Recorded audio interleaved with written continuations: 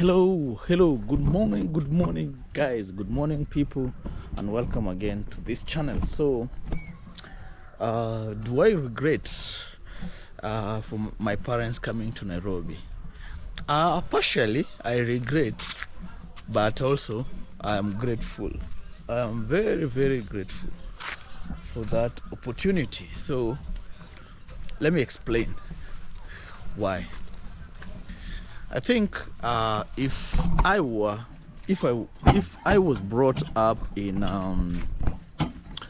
maybe back in the village, I wouldn't have this mind of going back and building back where I was born, or going back and investing where I was born.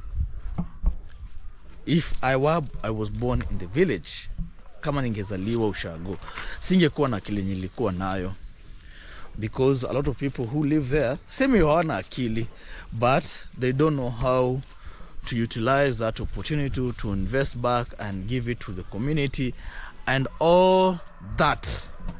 So I'm grateful for that. I'm grateful for that opportunity coming to Nairobi, because Nairobi you find different people with totally different mindset, and they really open your mind in a different perspective. Wanakufungua akili, unaona vitu zingine zenye haujawahi ona. So let me explain. So you see, yes, Nairobi is a place where people come and they come and just work. Money is there and everything is there, but most of us end up living in slums because our dad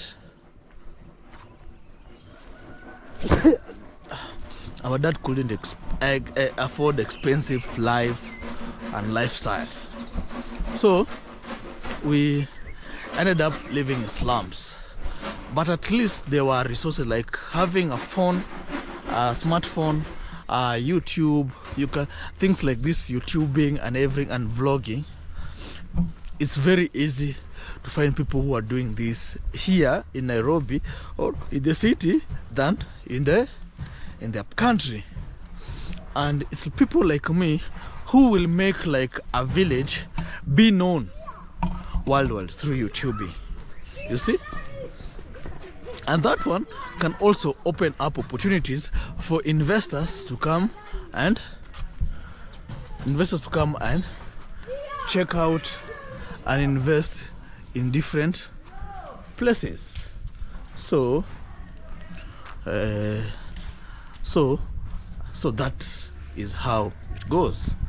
So let me not go down there. So that is how it is. And you see, if you like this, the place I am today, this is Thigio. I live here in Thigio. So this place, I live here, around this place. You see, you can see how this place is developed, and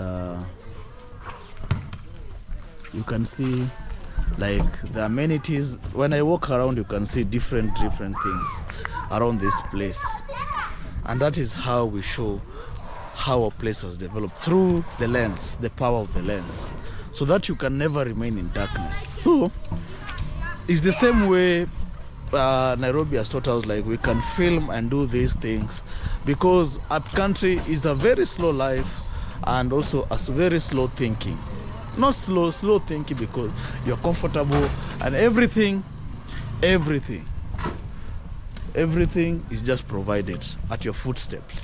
So you don't have to look for anything. And you see, when you're full, and when you're full and you're not angry for information. When you're full, like in the stomach, you don't think a lot. No. You don't think a lot. So what happens is you're comfortable, and the only thing you do is just wait to sleep, wake up, work, and do a few things, and you go back. But if you come up with different ways, like living here,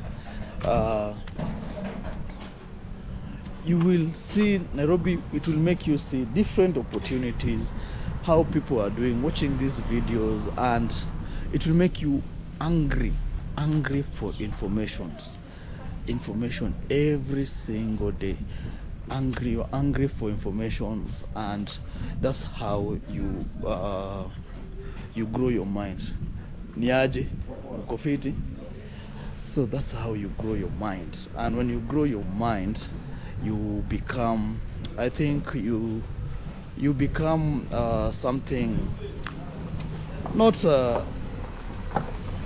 you start doing different things, and you start doing in a different way, not in the same old school that our parents and our great grandparents did. So with that, you can attract a lot of investors, and with that you can find different ideas about different things, and that's what I'm doing. So that's what I said in the last video, that if I get the slightest opportunity, I'll go up country in the village and start doing some development, which I will build slowly to opportunities, and maybe we build a bigger, because of there is a space there. Like here we are renting a very small place. You cannot even do a chicken project. As even 2 chickens you cannot do, because you are living in someone's land, and living in someone's land, you just obey the niaje. You just obey the laws of the land or the place you're living in. So that's what you do. So you cannot develop anything, but at your village you can do anything, because you have the liberty and the land is yours. So if you want to rear 1,000 chickens, you can do so. If you want to rear 10,000, even 5,000 cows, you can do so. You can do so without being questioned or nobody asking you. So, but here it's a bit, if you rear even 10 chickens, it will bring a lot of problems, because people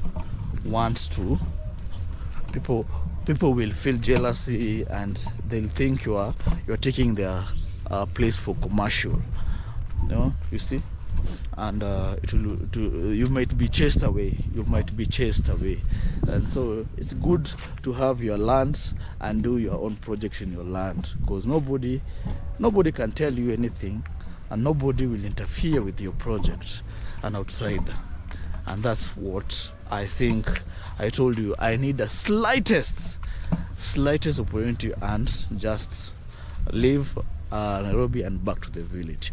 Yeah, it might be a slow life, but it's worth it, because at the end of the day, why should I live in Nairobi for the whole of my years, then go back and get buried, and be buried in the land I've never invested, the land I've never enjoyed, and then you lay there for the rest of your life until eternity? Why don't I go right now and develop that place?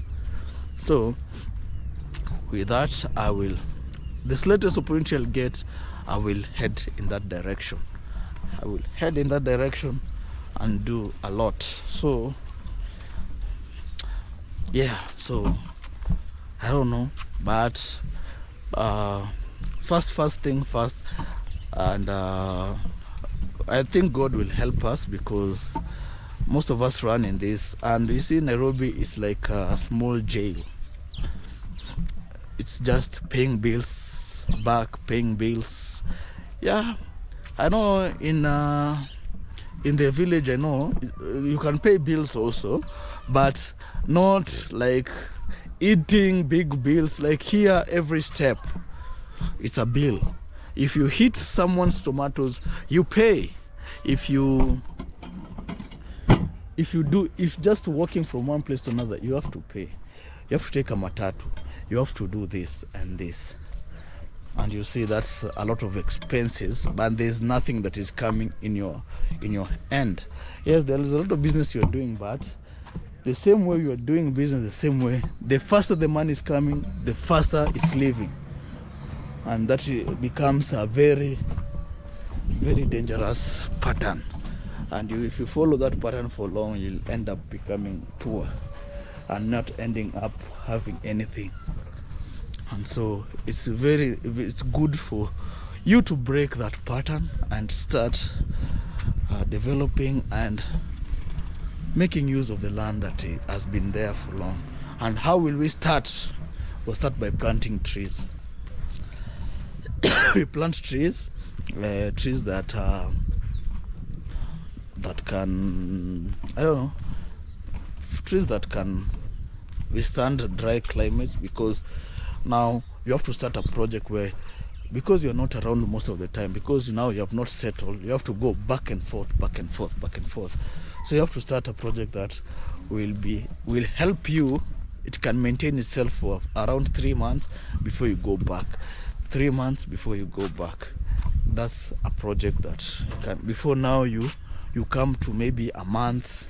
First is 6 months, you'll be there 6 months, then back, then go another 6 months, then back, then 3 months, then back, then 3 months back. Then you start going there a month. Then eventually you will settle down nicely and slow, nice. But you can never live because of the financial, unless you have a lot of money, you can go and build something and stay there for a period of time. But you see now, if nothing is coming your way, you'll end up losing, and you'll end up being frustrated. And so you'll end up abandoning that, thinking that nothing is working. But it doesn't work like that. You just take it slow, and take it slow until you settle down. Yeah, so that's a plan, and I shall take you through that when we'll be going. I shall take you where we go and buy some trees in the cafe, and sasa we go buy some trees, and we see what advice can be given to us, the trees that can survive there, and actually fruit trees, and actually oranges are doing very well. Oranges, lemons, and these other trees, they are drought resistant, and they're doing very well. So I think we'll start with those ones if possible, and we shall mix with others and see what we can come up with.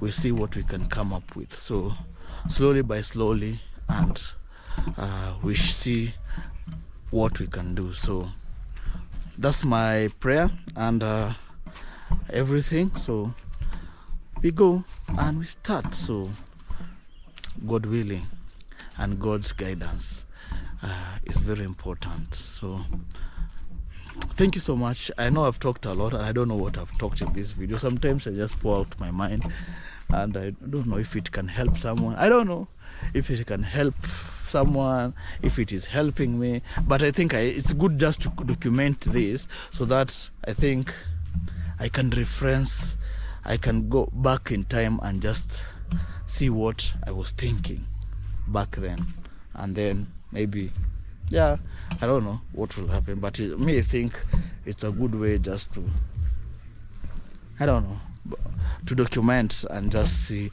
how far you've come from. So thank you so much.